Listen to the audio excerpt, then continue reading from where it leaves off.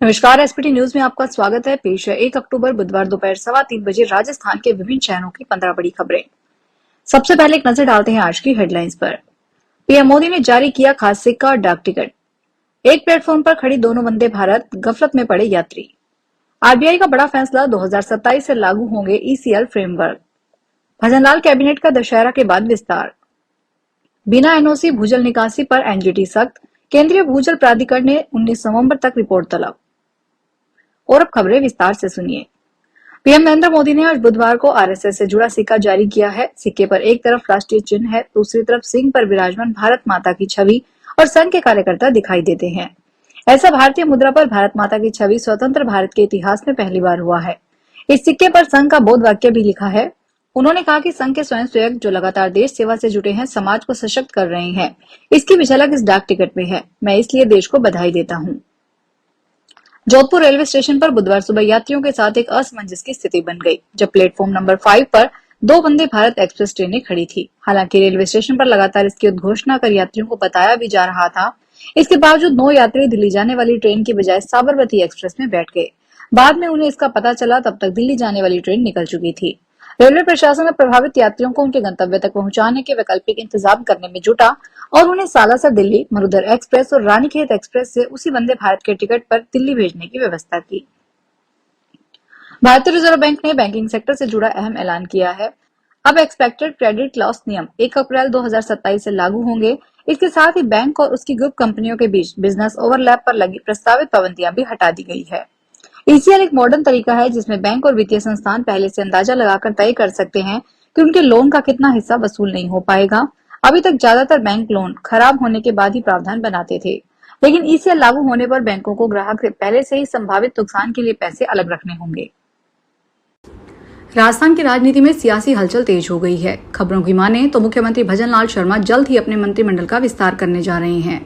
माना जा रहा है कि यह कदम सीधे तौर पर आगामी नगरीय निकाय और पंचायत चुनावों से जुड़ा है। राजस्थान में कुल 30 मंत्री पदों की मंजूरी है, लेकिन फिलहाल केवल 24 मंत्री है। ऐसे में 6 पद खाली पड़े हैं और इन्हीं पर हर गुट की नजर टिकी हुई है।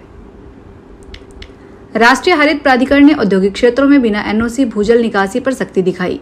राजस्थान, मध्य प्रदेश व छत्तीसगढ़ में भूजल निकासी को लेकर 5 साल में की गई कार्रवाई के बारे में केंद्रीय भूजल प्राधिकरण से 19 नवंबर तक रिपोर्ट तलब की गई है। सुनवाई के दौरान प्राधिकरण ने कहा कि बिना एनओसी भूजल निकासी रोकने की कार्रवाई का अधिकार कलेक्टरों के पास है, जो कार्रवाई नहीं कर रहे हैं।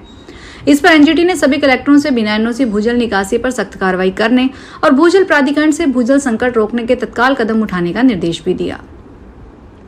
राजस्थान की बिजली कंपनियों पर रेगुलेटरी एसेट्स का बोझ 49,842 करोड़ रुपए तक पहुंच गया है। इसी कारण कंपनियों ने राजस्थान विद्युत विनियामक आयोग में दायर टैरिफ याचिका में सरचार्ज लगाना प्रस्तावित किया है, यानी सरकार इनका भार उठाएगी। इनमें करीब 1 करोड़ 39 लाख उपभोक्ता शामिल होंगे। मुख्यमंत्री कार्यालय से मिली जानकारी के अनुसार इसमें 300 यूनिट से कम खपत वाले उपभोक्ता शामिल होंगे। इससे 20 लाख कृषि के अलावा 1 करोड़ 19 लाख 62,000 घरेलू उपभोक्ता हैं। राजधानी जयपुर में बड़ी चौपट पर आभूषण व्यापारी ओम प्रकाश की हिम्मत से लाखों की चांदी ही लुटने से नहीं बची, बल्कि समय रहते लुटेरों की सूचना मिलने पर 3 बदमाश पुलिस की पकड़ में भी आ गए। पुलिस ने बदमाशों के ठिकानों पर दबिश दी तो बचने के लिए 2 मंजिला इमारत से कूद गए, लेकिन तीनों बदमाशों के पैरों में फ्रैक्चर हो गया।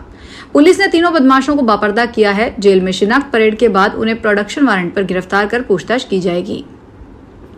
बालोतरा पुलिस ने कपड़ा फैक्ट्री में कपड़े की 180 थान चोरी का खुलासा करते हुए 3 चोर और खरीदार को गिरफ्तार किया है। पुलिस ने चुराए 180 थान को भी बरामद कर लिया। वहीं घटना में उपयोग ली गई स्कॉर्पियो लोडिंग टैक्सी को भी जब्त किया है। कपड़ा फैक्ट्री में काम करने वाले ठेकेदार ने ही चोरी की वारदात को अंजाम दिया।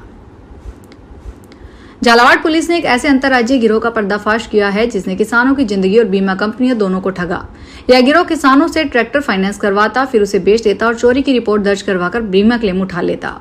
राजस्थान से उत्तर प्रदेश तक फैले इस नेटवर्क ने अब तक 500 से ज्यादा ट्रैक्टर खुर्द-बुर्द कर दिए। पुलिस ने झालावाड़, कोटा और 12 से एक महिला सहित 13 सदस्यों को गिरफ्तार किया है।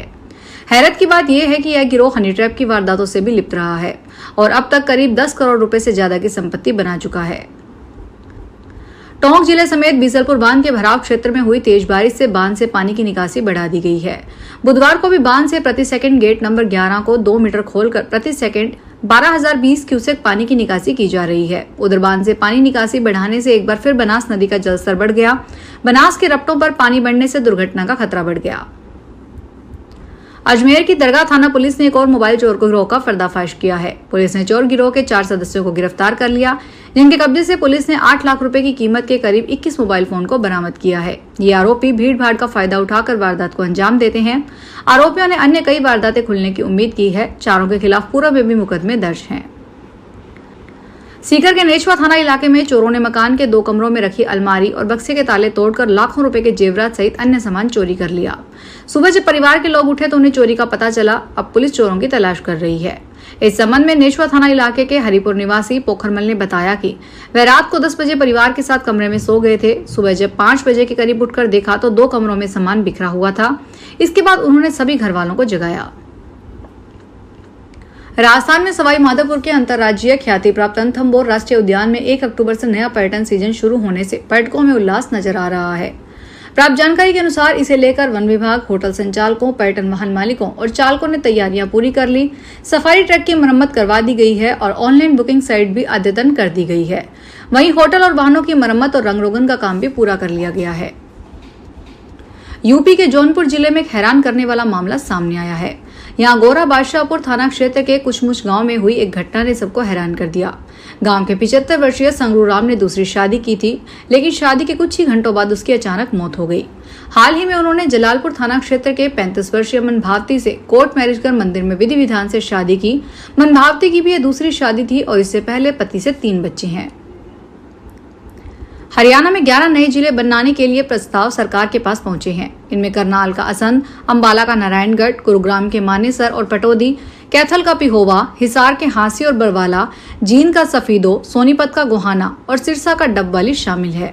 इसी तरह 14 नए उपखंड, 4 तहसील, 27 उप तहसील बनाने के प्रस्ताव मंत्रियों की उप समिति को मिले हैं। डबवाली और हांसी को प्रदेश सरकार ने पुलिस जिला बनाया हुआ है। फिलहाल इस बुलेटिन में इतना ही। फिर हाजिर होंगे बड़ी खबरों के साथ। अगर आप भी अपने आसपास की छोटी बड़ी और महत्वपूर्ण खबरों से अपडेट रहना चाहते हैं तो सब्सक्राइब कीजिए हमारे चैनल एसपीटी न्यूज को और प्रेस कीजिए बेल आइकन पर।